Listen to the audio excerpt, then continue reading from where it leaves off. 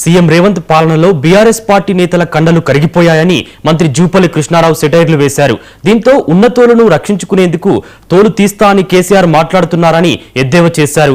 సర్పంచ్ ఎన్నికల్లో BRS BJP కలిసి పోటీ చేసేయని 1/3 సీట్లు గెలవలేకపోయారని విమర్శించారు. దీంతో బలహీనమైన పార్టీని కాపాడుకునేందుకు ఆయన బయటకు వచ్చారని దుయ్యబట్టారు. సంవత్సరాల కాంగ్రెస్ ప్రభుత్వ పరిపాలనలో రేవంత్ రెడ్డి గారి ముఖ్యమంత్రి గారి నాయకత్వంలో పరిపాలనలో బీఆర్ఎస్కు సంబంధించిన బీఆర్ఎస్ పార్టీ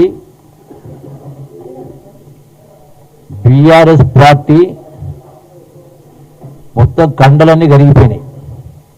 బీఆర్ఎస్ పార్టీ తోలు మాత్రం మిగిలింది. ఆ ఉన్న తోలు రక్షించుకోవడానికి తోలు తీస్తానని మాట్లాడుతున్నాడు. ఎందుకు? మొన్న జరిగినటువంటి జూబ్లీ హిల్స్ ఉప ఎన్నికలో కేటీఆర్ ఏం మాట్లాడిండు? జూబ్లీ హిల్స్ ఉప ఎన్నిక రెఫరెండం అన్నాడు.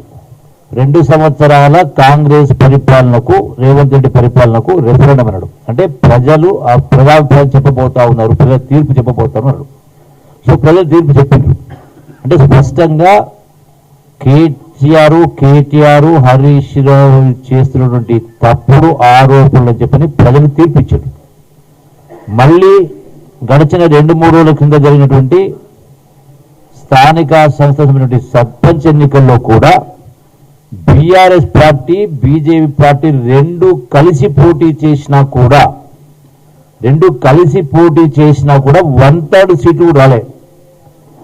అంటే 3/1 కూడా సీట్లు రాలే బీఆర్ఎస్ పార్టీకి.